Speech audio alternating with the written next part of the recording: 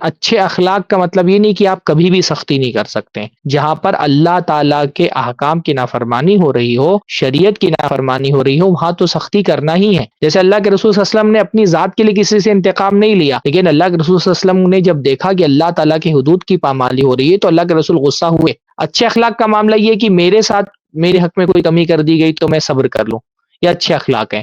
لیکن جہاں اللہ تعالیٰ کے حدود توڑے گئے ہیں وہاں پر انسان کو سختی بھی کرنی ہے. اللہ تعالیٰ نے قرآن مجید میں نبی سے کہا کہ اللہ کے رسول صلی اللہ علیہ وسلم آپ کافروں اور منافقوں کے ساتھ سختی برتیں.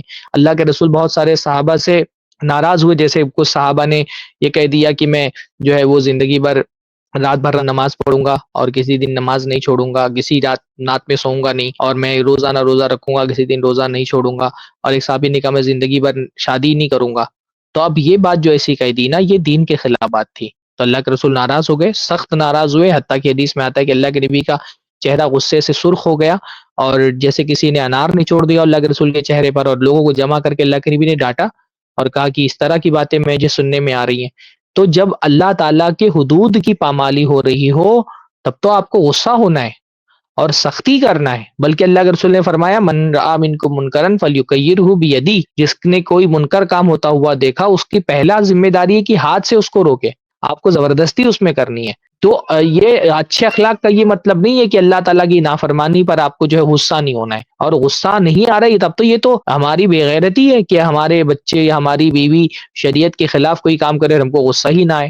اور ٹھیک ہے، پہلے مرحلے میں انسان کو نرمی سے چیزوں کو ہینڈل کرنا ہے، سمجھا بجھا کر کے مسئلہ حل کرنا ہے. اللہ کے رسول صلی اللہ علیہ وسلم کی ایک بیوی نے حضرت صفیہ کو کچھ برا بھلا کہہ دیا، ان کے ناٹے قد ہونے پر کی طرف اشارہ کر دیا، تو اللہ کے رسول نے نرمی سے سمجھایا. لیکن اگر نرمی سے مسئلہ حل نہیں ہو رہا ہے تو سختی سے مسئلہ حل کرنا ہے. جہاں دین کا معاملہ ہو، اللہ تعالیٰ کے حقوق کا معاملہ ہو، وہاں پر سختی کرنا بد اخلاقی نہیں ہے، بلکہ یہ تو اللہ تعالیٰ کی طرف سے حکم ہے کہ ہم سختی کر کے ہی صحیح اپنے بچوں کو، اپنی بیوی کو جہنم کی آگ سے، اللہ کی نافرمانی سے بچائیں. اس سختی کو بد اخلاقی نہیں کہتے.